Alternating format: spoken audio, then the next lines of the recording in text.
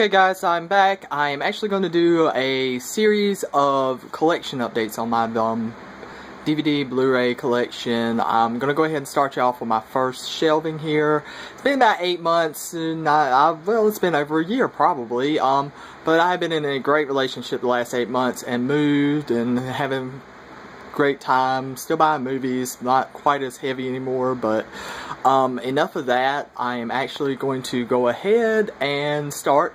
Little thing about me that most people will not realize is that I am a huge wrestling fan. I love wrestling. I'm not as big as some of my friends are. Some of my friends have a ton of wrestling DVDs that could take up all my collection right now, but I do have quite a few here, and I'm going to go ahead and pull you up a little bit closer and start. And I'm testing out a new camera here, which is an HD Plus cell phone camera, which may become my default from the old webcam, so we might see how that works if I can get a few things wired up. But today we're just testing this out because I'm just showing off my collection anyways. But we'll go ahead and start. We have the Bret Hart, the Best There Is, Best There Was, Best There Ever Will Be collection. The documentary is great on this. Bret's kind of a polarizing figure in wrestling, but I enjoy Bret, so there we go. Ric Flair, probably my favorite wrestler of all time. I have the Ultimate Ric Flair collection, the Definitive collection, Ric Flair and the Four Horsemen. I grew up in the 80s on National Wrestling Alliance, the old Georgia Championship Wrestling, and Mid-Atlantic, all that fun stuff. So I'm a much more of a WCW fanboy than I was a WWE, WWF, or WWE, whatever you want to call it. But I enjoy watching things like Ric Flair wrestle Ricky Steamboat for an hour. Speaking of which, the Ricky Steamboat life story of the Dragon right there is next. And the American Dream, Dusty Rhodes, baby. Yes, the American Dream, the Dusty Rhodes story is awesome. Lots of great matches up there. You can pretty much stop after he goes to WWF for the first time, though, because those terrible vignettes, however you say it, were just awful and just ran him down. I think Vince wasn't that high on Dusty as far as his look goes, so he made him look absolutely ridiculous. But, I mean, great wrestler, and I love Dusty Rhodes. Just proof that you don't have to look like Adonis to be a great wrestler. I have the Starrcade Essential Collection, which is pretty awesome. Lots of great stuff up there. You can see Sting, Flair, and the American Dream once again, baby. So it's covering all the years of Starrcade, actually. The Monday Night War. More interesting than anything. Gosh, got this so shaky. Excuse me. The Monday Night War is very one-sided. They just talk about how great WWE is, and to the victor the spoils, so they say. It is pretty interesting to watch, though. I wish it was a little bit longer, and I wish they had focused a little bit more on WCW than they did. But you can't really complain too much. It's actually pretty fun, and some interesting things from Eric Bischoff and other people, too. I mean, next we have the Greatest Wrestling Stars of the 80s. Great NWA stuff up there, some cheesy WWE stuff that I probably really will never watch, but that was like $3, so I couldn't pass it up. And the Roddy Piper story. There's actually some NWA stuff up there. I really enjoyed watching some of that old NWA footage and everything. It's actually recommended. You can find it in like Walmart $5 bins and stuff. The Jake the Snake Roberts Pick Your Poisons, actually pretty good. Little side note here, check out DDP's YouTube page if you ever get a chance to. He has done some great work with Jake, got him really cleaned up. He's doing the same with Scott Hall right now, and I'm just really proud to see those guys going in a good direction now. I have the AWA. I actually remember watching a little bit of AWA when I was a kid. There was lots of stuff on the old UHF channels that I used to love to wake up early on Saturday mornings and watch, which sadly there's nothing like that anymore, sadly. But anyways, the World Class, another one I used to get up and watch every Saturday. Beyond the Mat. Where do I even begin with that? It's a great movie, but it's not very well liked amongst WWE. The Mick Foley's Greatest Hits and Misses, some good WCW stuff up there. seeing him win his match too was a lot of fun. Winning the world title was a lot of fun. Because Stone Cold said so. Pretty much the best of the 96 and early 97 Stone Cold Steve Austin stuff. Very innovative at that time. I loved watching him around that time. He became a caricature of himself after a little while. I actually was one of the few people that wasn't really big on the whole Vince McMahon versus Stone Cold storyline, but I can understand completely how that got huge and everything. So I think it was a great escape for a lot of wrestling fans to just come home from work and see a guy beating up his boss, and that made a lot of people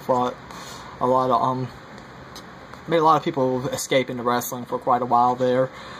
But anyways, it also created a lot of problems in the wrestling industry, which I could go on and on about. I'm not going to talk about right now. Tombstone, The Undertaker, the history of The Undertaker, which is basically a collection of matches. The Undertaker does not really give breaking kayfabe interviews, but it's a pretty good little thing. WrestleMania 20, I actually had this for a while and I sold it, and now I put it back in my collection. Great little place called Trade It Out here that you can get stuff like this for like $3, so I've been able to pick up some stuff. Rob Van Dam, One of a Kind.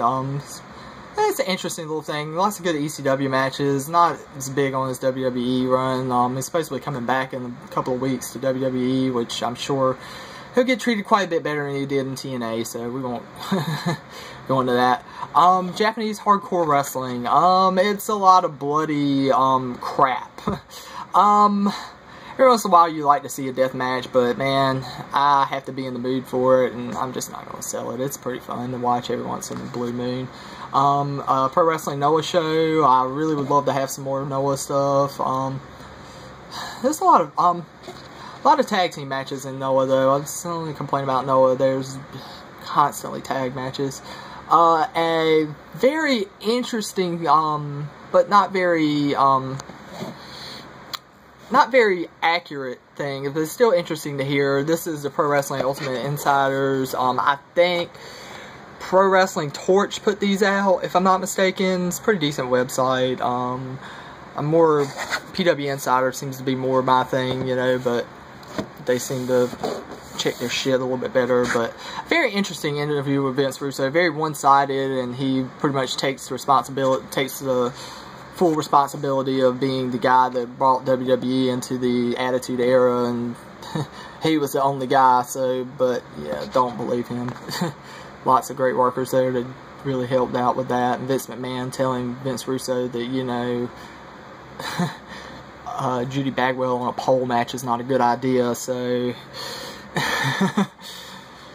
anyways, I ramble too much. UWF, the Buckle Up Tour. This is a I think it's a show a friend went to, and he got it on DVD and actually just gave it to me because he didn't really care to have it too much longer. I think it's actually in yeah, this is when they went to the ECW arena, but it's basically a TNA house show, more or less, before TNA started running their own house shows. Some more violent crap, but actually some fun high-flying matches and a few good strong-style matches in the FMW. I would love to have the Hayabusa stuff, because Hayabusa was like Sabu before there was Sabu. But yeah, anyways, I don't have it anymore. I sold quite a bit of that stuff, and I would love to get it back, but this stuff is a long time out of print, and just stumbling across it's been pretty fun. But the International Slaughterhouse is a co-promoted show they did with ECW, and that's actually got some pretty good matches on it, so it's well worth checking out. ECW One Night Stand. I actually have a DVD-R somewhere in this house, packed away somewhere, of the original version of this with Sandman coming out, the Inner Sandman, and it's actually a really fun show, one of the few that I should really enjoy from WWE in the last 10 years.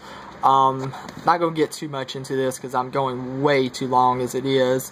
A few more ECW shows from their well, ECW releases before they were brought out by WWE, and it's lots of fun memories there. The FIP show. FIP was booked by Gabe Sapolsky back in the day.